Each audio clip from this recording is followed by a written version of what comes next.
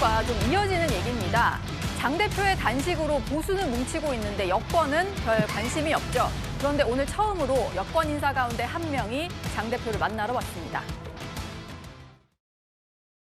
이제 끝내실 때 되니까 그 식사 문만 계속 마시고 생명의 위협까지 받는 상황까지 왔는데 이렇게 지금 아직도 정치권이 이걸 풀지 못하고 있다는 게 참으로 안타까워요.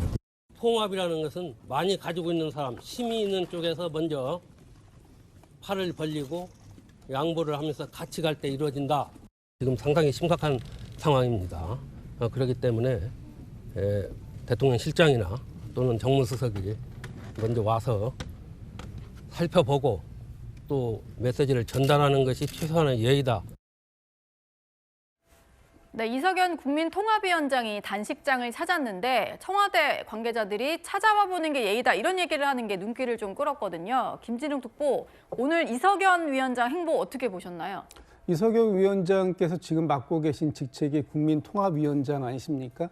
이석연 위원장 입장에서는 당연히 저런 행보를 하시는 게 저는 맞다고 보고요. 예. 또 이석연 위원장께서 말씀하신 것 중에 여러 가지로 다 충분히 수긍되는 부분도 있어요. 그런데 오늘 그 정무수석께서 홍익표 정무수석께서 국회를 방문했습니다. 예. 그럼에도 불구하고 장동혁 대표의 단식 현장을 찾지는 않았는데 전 나름의 또 이유가 있다고 봅니다. 네. 왜냐하면 지금 그 장동혁 대표가 단식을 하는 명분이 소위 쌍특검을 받아달라 지금 이런 것이 명분 아닙니까? 예. 그런데 이 부분에 대해서는 여야 간의 협의가 우선되어야 할 부분이지 대통령실, 청와대 그리고 정무수석이 저 현장에 가서 그 어떤 내용들을 가지고 협의할 수 있는 내용은 없다. 예. 특히 가서 인간적인 위로의 말씀을 드릴 수는 있겠죠. 단식을 중단하십시오. 그리고 건강을 빨리 회복하시기 바랍니다. 이 이상의 말씀을 드리고 또 받을 때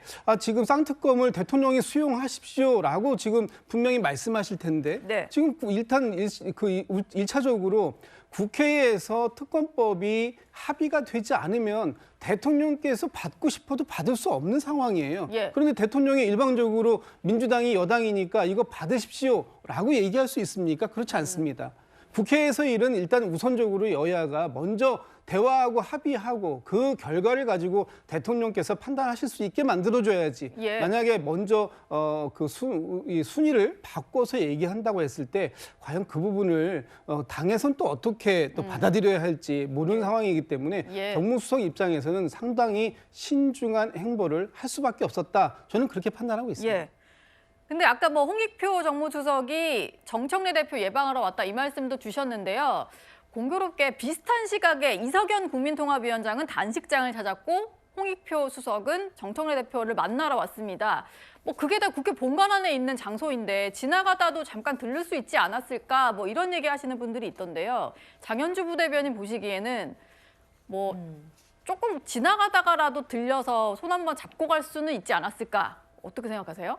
글쎄요, 아무래도 이제 신임 정무수석으로서는 여러 가지 고민이 있었을 것 같습니다. 지금 정무수석으로 임명이 되자마자 사실 야당 대표가 지금 단식을 이어가고 있는 상황이기 때문에 예. 또 국회에 예방을 오지 않을 수도 없는 입장이었고 그러면 단식장에 들려야 되는지에 대해서도 고민을 많이 했을 거라고 생각을 하는데요. 그럼에도 저는 앞서 이제 김진욱 특보가 말씀 주신 것처럼 찾지 않은 데에는 찾지 않은 또 나름의 고심 어린 또 고민들은 있었을 것이라고 보이거든요. 특히 지금 특검법에 대해서 만큼은 여야가 협의를 해야 되고 또 국회 차원에서 먼저 논의가 이루어져야 된다라는 말에 대해서는 많은 분들이 공감하실 것 같습니다. 예. 그렇기 때문에 지금 정무수석이 바로 오늘 찾아가서 인간적인 위로를 하는 것 차원에서는 사실상 장동혁 대표가 단식을 풀기도 어려울 수도 있는 상황이라면 아마 정무수석 입장에서는 조금 더 고민을 한 후에 앞으로 나중에 또 다른 기회에 찾아가는 것 이런 부분들을 고민했을 수도 있겠다라는 생각은 들고요. 그렇기 때문에 이 특검에 대한 부분은 앞서서도 말씀드렸지만 사실 이번에야말로 이렇게 종교단체가 정치와 유착하는 것 이런 부분들은 정말로 뿌리 뽑아야 되는 나쁜 것이기 때문에 이런 부분에 대해서만큼은 특검 그렇다면 통일교와 그리고 신천지 관련된 것 한꺼번에 처리해야 되는 것 아니나 그런 생각이 듭니다. 예. 민주당에서는 장동혁 대표 단식을 가지고요. 여러 가지 반응들이 나오고 있는데 지금 지지자들이 보내는 장미꽃, 꽃바구니 이런 것들이 답지를 하고 있습니다. 근데 이걸 보고 이기현 민주당 의원이 올린 글이 좀 논란인 것 같아요. 국회 본회의장 입구에서 뭐 하는 짓인가, 취해도 많이 취했구나 이런 글을 올렸는데요. 송영훈 대변인 보시기에는 단식하는 야당 대표에게 뭐 저렇게까지 비판할 필요가 있을까요?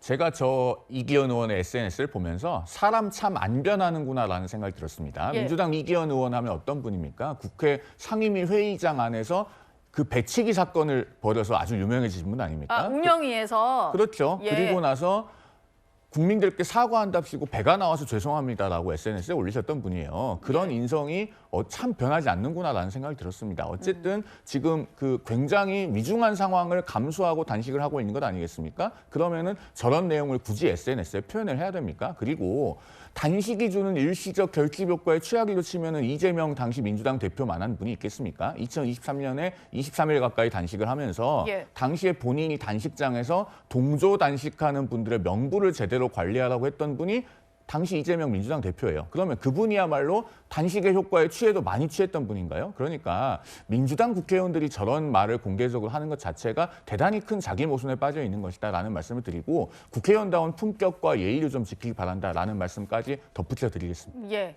지금 송영훈 대변인이 얘기하신 배치기가 좀 나오고 있는 것 같은데 그때는 송원석 원내대표에게 항의를 하면서 빚어진 약간 물리적인 충돌이었고 이번에는 장동혁 대표에게 저런 글을 올렸습니다.